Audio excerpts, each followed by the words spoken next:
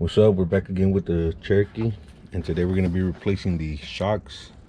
So this is what we picked up from Rock Auto, KYB. We went with KYB because we've seen really good reviews on these shocks for stock replacement. And since the Jeep doesn't have a lift right now, we decided to go with this brand. So this is the rear shock,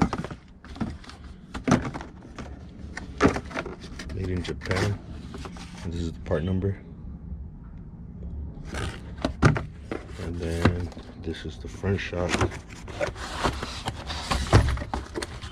This is the part number.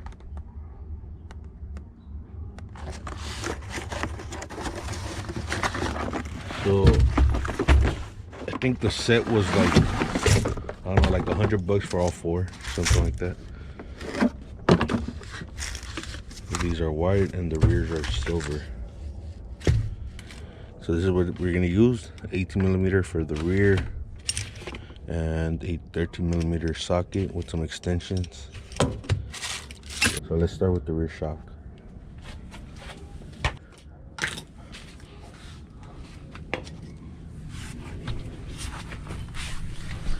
So this nut right here is an 18mm. You're gonna use the impact to get it off.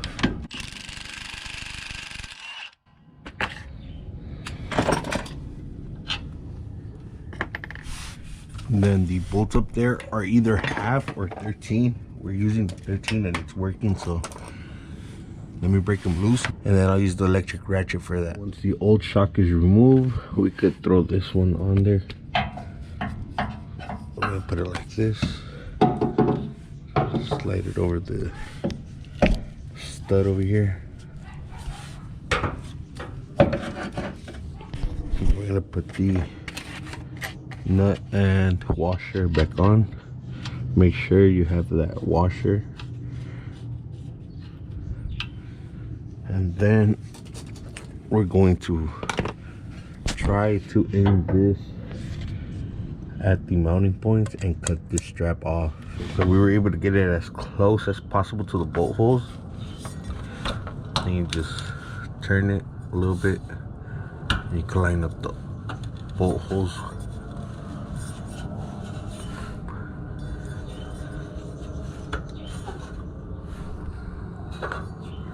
Let me go ahead and throw on the two bolts. We got the bolts on there. We didn't crank them super tight because we don't want to strip the actual threads on the body. And then we're gonna hit this with the impact a bit.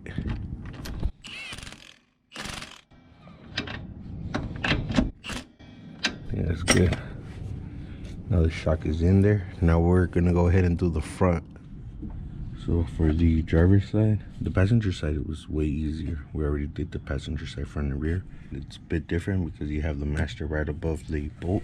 You can't really get a ratchet on here, so you're gonna have to do it by hand with a wrench. If you have a ratcheting wrench, it's a bit easier.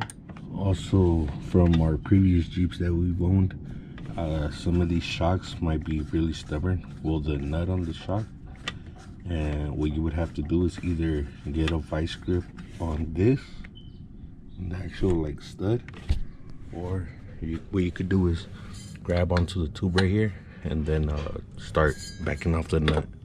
This one went really smooth. You can see that the shock is blown.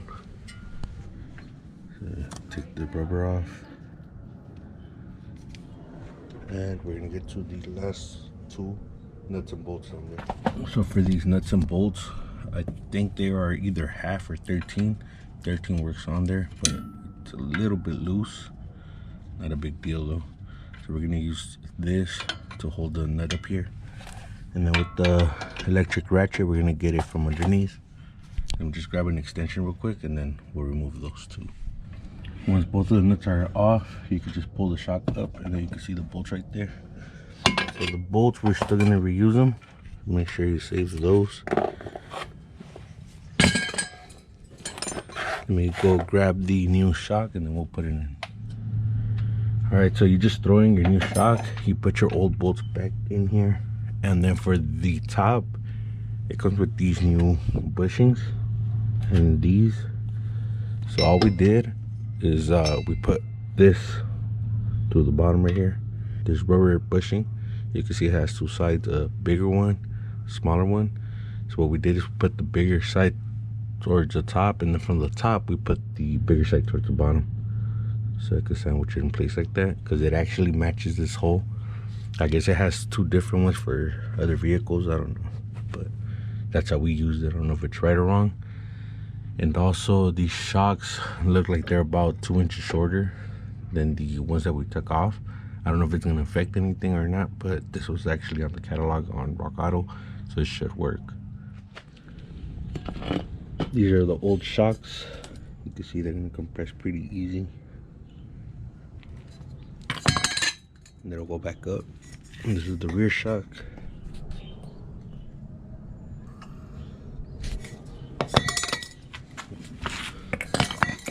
That's all 4 shocks compressed. So I guess they're pretty sharp. You can even see the rubber right there. And now we have all 4 new shocks on the Jeep. Hopefully it has a better ride than it used to.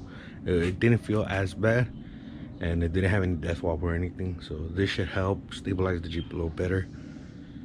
We're looking at the tie rods, and those are shot. So we're gonna get 2 of those soon, just so we could prevent death wobble before it even, happens. That's it for this video.